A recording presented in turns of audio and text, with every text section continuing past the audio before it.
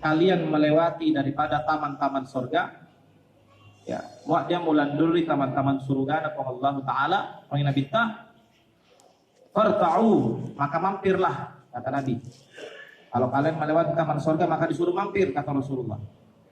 Maka sahabat bertanya, wa ma riyadul jannah ya Rasulullah, dan apa itu taman-taman surga ya Rasulullah, sehingga kami bisa mampir di dalamnya biar kami tahu. Maka Rasulullah SAW mengatakan, hilakul ilmi, majlis ilmu. Dalam riwayat tadi disebutkan hilakul dzikir, majlis dzikir.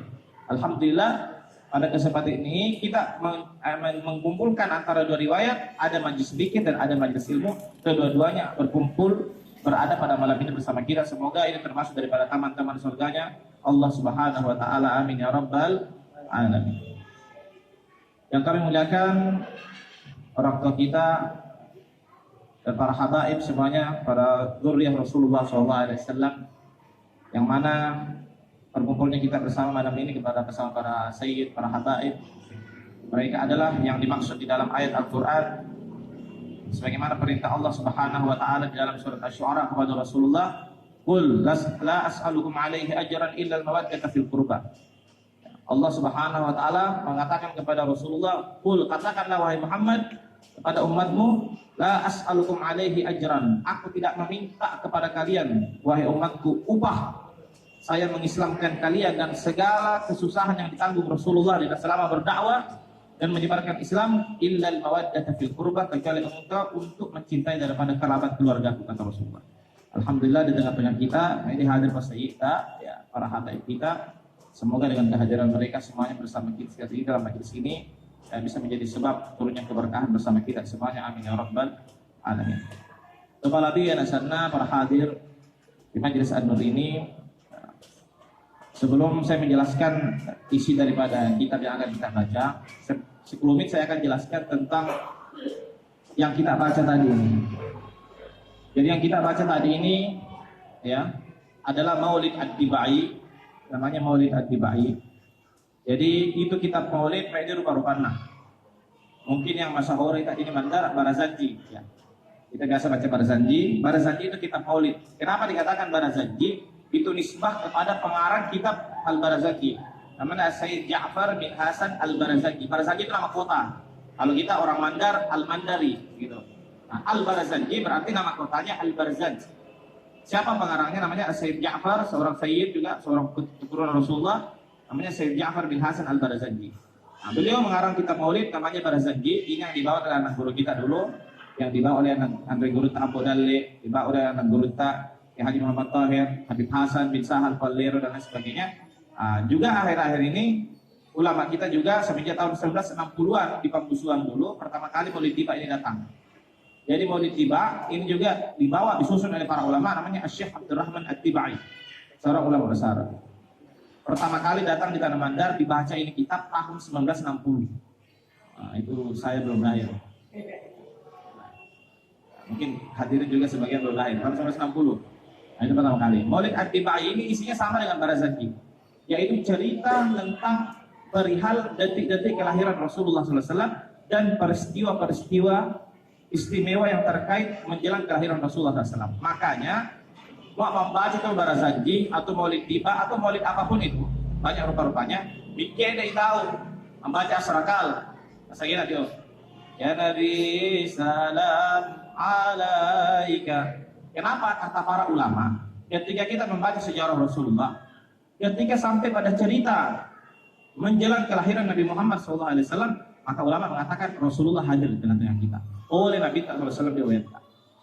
Makanya kita dianjurkan berdiri, karena berdiri itu pada umumnya menyambut kedatangan seseorang.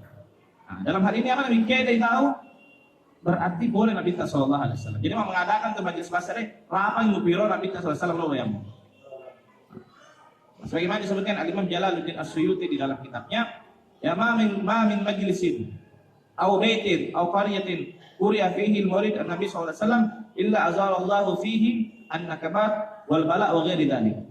Kata Imam As-Suyuti, tidaklah di suatu rumah atau di suatu kampung, di suatu tempat, di situ dibacakan maulidnya Nabi sallallahu alaihi wasallam, ya, maka kata Imam As-Suyuti, kecuali Allah akan mengangkat dari tempat tersebut an-nakabat, abad an-nakabat, kegelisahan di dalam hati. Terkadang kita merasakan kegelisahan, hal yang tidak jelas ya. Di dalam keluarga kita susah kita mendapatkan ketenangan. Terkadang berkat pembacaan maulid tersebut Allah hilangkan tersebut. Kemudian yang dikatakan rufi'an bala, Allah akan mengangkat daripada tempat tersebut musibah. Wa rufi'an al-waba, dan juga diangkat wabah dari tempat tersebut. Jadi tidak usah kita khawatir masalah corona, kumpul-kumpul ada corona. Insya Allah para kakak maulid tak ada corona.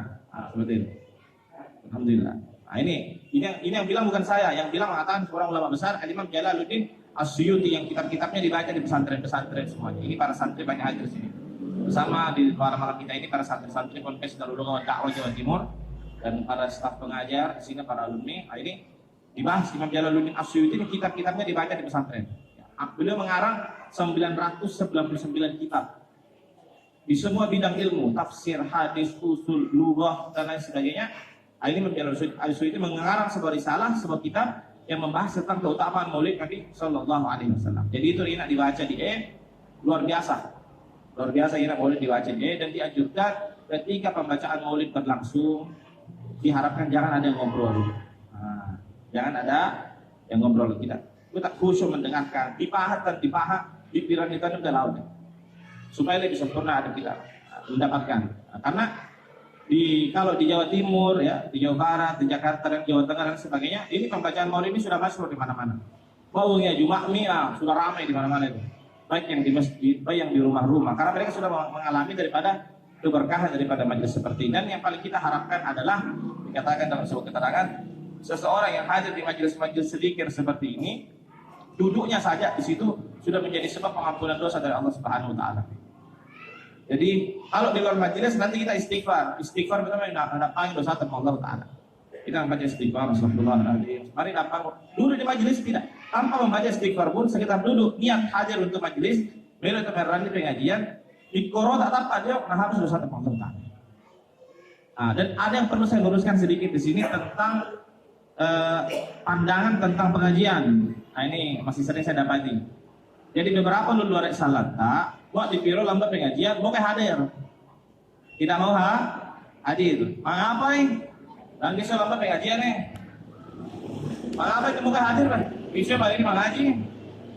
Karena dia salah kaprah. Bahasa pengajian dianggap disuruh mengaji. Bisa ini membaca. Itu akhirnya tidak datang. Ya, karena salah kaprah. Padahal pengajian itu kalau bahasa Jawa mengaji itu maksudnya belajar begini. Ada guru yang menjelaskan. Ini mengaji namanya. Jadi mengaji dengan kiai, mengaji dengan habaib, mengaji dengan rekrutta, mengaji dengan anak guru. Itu mengaji namanya. Jadilah istilah pengajian. Bahasa ini masuk ke Sulawesi pengajian. Dipahami di sini pengajian berarti mengaji Al-Quran. Ketika angkel lambat pengajian, kamu hadir. Bisa mengaji.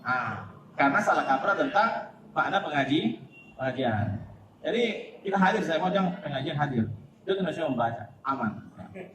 Seperti itu. Jadi pengajian itu bahasa istilahnya di sini. Kalau istilah kitabnya majlis taklim. Kemudian yang menarik tadi ada satu qasidah tadi saya teringat dari qasidah yang dibaca tadi oleh saudara kita. Qasidah Wulidal Huda. Ini qasidah luar biasa. Yang kita dibaca tadi. Jadi itu yang kita baca tadi syair-syair itu bukan sekedar lagu-lagu ya. Misalnya lagu Nahdlatul Ulama, Sulis ya Thaibah bukan seperti itu. Semua syair-syair yang tulis ini yang menulis para ulama, para wali-wali Allah yang ditulis dalam keadaan mereka terhubung dengan Rasulullah SAW. Ya, ini para ulama kita tidak sembarangan menulis itu syair. Bukan seperti orang yang sedang menulis lagu. Ya. Nah, salah satu qasidah tadi namanya Wulidal Huda yang dibaca tadi. Wulidal Huda, wal kainatu diya'u, qamaruz zaman, tabassumu wasana'u. Qasidah ini ada ceritanya sehingga qasidah ini jadi dahulu di Mesir ada seorang seniman, artis, bahasa kasarnya artis. Seorang artis yang terkenal pandai menulis syair. Semua syairnya tentang cinta tentang anak muda ya. Suaranya pun bagus, namanya Muhammad Syauqi. Suaranya bagus. Ketika dia melontarkan sebuah qasidah, sebuah syair, orang semua akan terpukau. Bukan cuma sekedar karena suaranya bagus, karena memang makna-makna syair yang ditanggung itu begitu dalam kandungan syairnya. Sampai suatu ketika salah seorang ulama besar di Pakistan bermimpi berjumpa Rasulullah SAW. Salah seorang ulama di Pakistan bermimpi berjumpa Nabi Muhammad SAW dan mengatakan, sampaikan salamku kepada Syokibik.